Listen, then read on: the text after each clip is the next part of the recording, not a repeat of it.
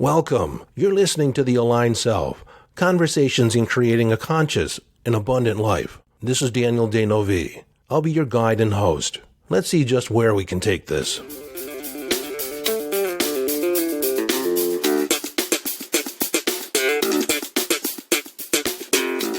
Hello, friend, and welcome into the Quotable Monday.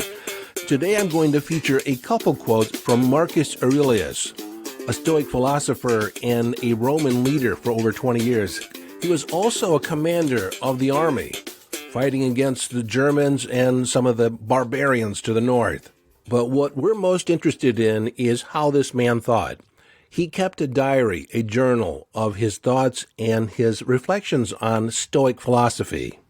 Stoicism is concerned with mastering one's emotions, mastering one's thoughts, being the master of your destiny, all while maintaining a symbiotic relationship with the virtues of nature.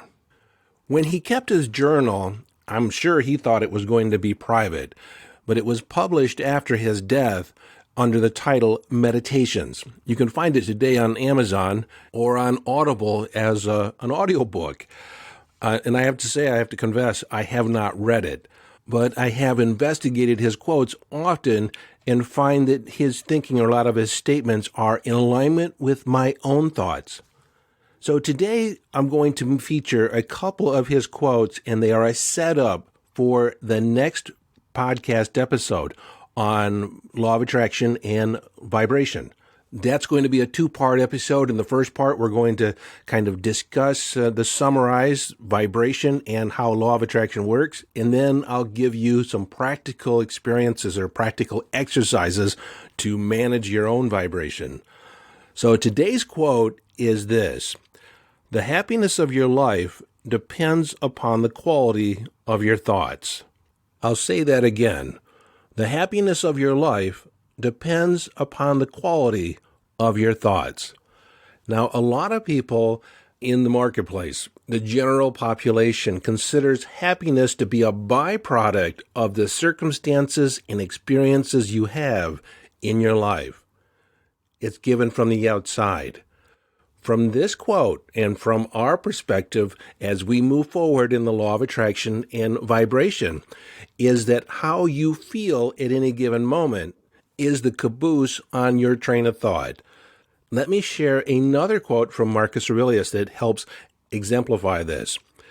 "If you are distressed by anything external, the pain is not due to the thing itself, but to your estimate of it, and this you have power to revoke at any moment." So how we feel, whether sadness or elation, joy, depression, is a result of how we choose to see events, how we choose to interpret the world. We are at cause for it. We are at the control. We are at the helm. And here I'll share one more quote. "Very little is needed to make a happy life. It is all within yourself, in your way of thinking." What these quotes set up is the idea that we can be unconditional in our emotional response. I like to also say being unreasonable in our emotional response. We can adopt emotions, an emotional state, with no reason, just because we decide. And as we take control of our vibration, as we'll explore in a deeper context in the next episode, as we take control of our vibration, we'll take on the idea of being unreasonable in our happiness. Being happy for no reason, being satisfied for no reason. That is, no external reason. You can have all the reasons you want from your internal sense of self, but that's not dictated by outside events, not dictated by outside circumstance.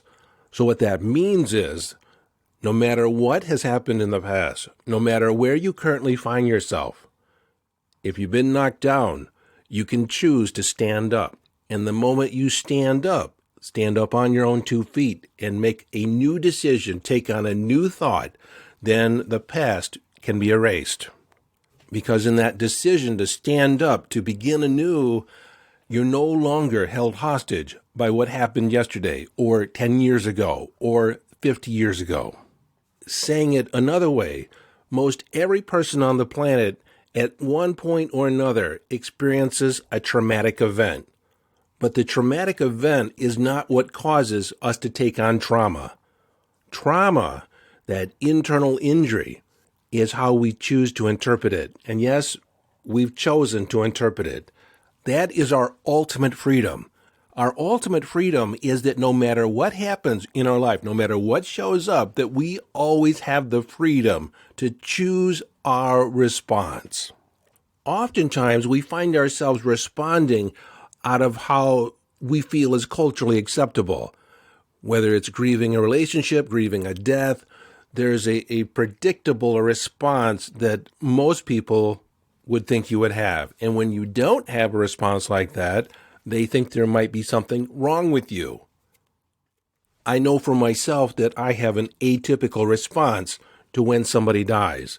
But then I've had a transpersonal experience. I've left my body several times. I don't have that same connection to my body and what happens after we die.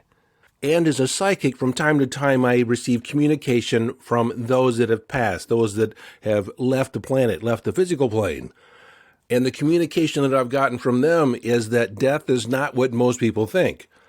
And then a third perspective is that I've studied many stories of near-death experiences. I've actually held panels where I've had experts come in, people that have died and come back to life, and what has been their experience. And so from these multiple perspectives, let's just say I don't have a typical response to death. I'll go into more about that in another episode when we talk specifically about death and dying.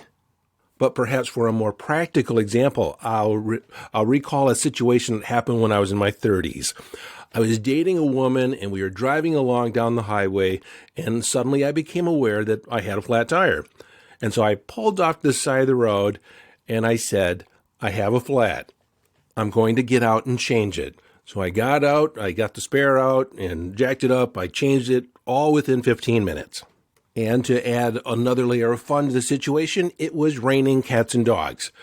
But I just put everything back in the trunk. I got back in the car. I got back on the road. And the woman that I was dating at the time said, I don't believe you're mad. I don't believe you're upset. I said, why should I be? I said, my clothes will dry out. The tire I can have fixed. I had a spare. It wasn't really that big a deal. And to be truthful, I'm actually rather thankful that I was able to pull off on a part of the road, that I was able to do it on some cement and didn't have to do that in the mud.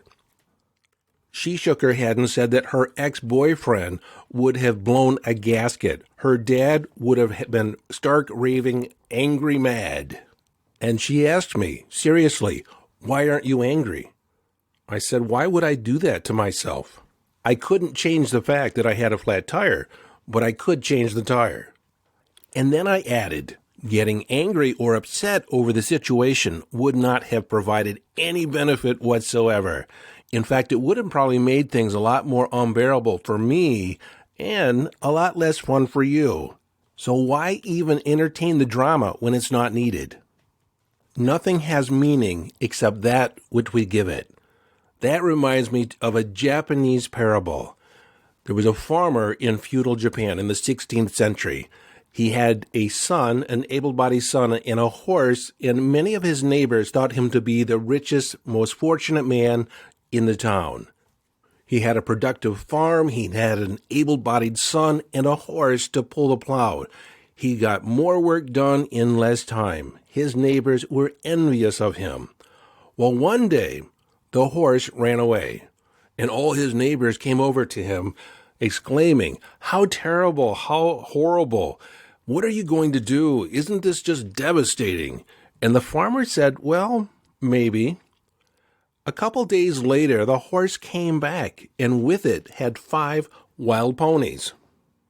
All his neighbors responded in seeing the horses, seeing the bounty that had showed up on his doorstep, said, "How fortunate, how lucky you are. You now are the richest man in the region. Isn't this just a wonderful turn of events?"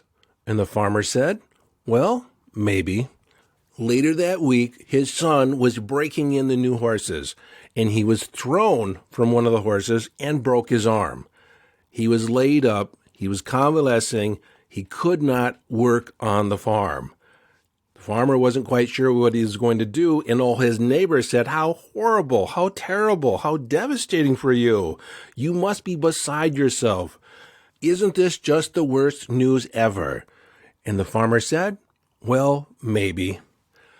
Later in the month, the militia came. The army came recruiting all the able-bodied young men in the town. They spared his son because obviously he could not fight. He was laid up. He was crippled from their perspective. And all his neighbors responded, "How fortunate for you. How lucky you are. Your son was spared." And the farmer said, "Well, maybe." You see, nothing is neither good nor bad. It is based on our perspective and the context by which we're judging it in, the criteria by which we're asserting or comparing it to. So in one context, a situation might be judged as terrible, bad, not so desirable. Yet in another context, the same situation, the same set of circumstances might be a benefit, a joy, a tribulation, all because it works in that situation. Very little is needed to make a happy life, says Marcus Aurelius. It is all within yourself, in the way of thinking. Your ultimate freedom is to choose your response. Nothing is neither good nor bad. Thinking makes it so. And so as you consider this in preparation for our next conversation on law of attraction and vibration, that we can be unconditional and unreasonable in adopting, fostering, and promoting an emotional state that is independent of the circumstances in which you find yourself in. You get to choose your future. You get to choose how you're being in relationship to how things currently are, knowing that how things currently are simply a result of past thinking, past emotional states. And my friend, if you actually take this lesson to heart, you don't have to listen to another podcast episode ever again. If you become the captain of your ship, the master of your destiny, based on the choices that you make for your life, the choices in your thinking, the choices of what you bring in and allow in your life, you'll be happy. You'll be satisfied with your life. And I want to expand on that idea of being satisfied with your life. It is not lowering your standards. It's not settling for less than. It is being happy with what's there and open to receiving even more. That sense of satisfaction, that sense of being happy with the way things are where you currently are, is like being neck deep in a love story of all love stories, yet being open to the possibility that it could get even more amazing, more fantastic. Well, that's it for this conversation. Until next time, this is your friend and host, Daniel J. Novi, urging you to follow your bliss. My friend, live your life from inner signals. Be inner directed as you engage in the epic adventure.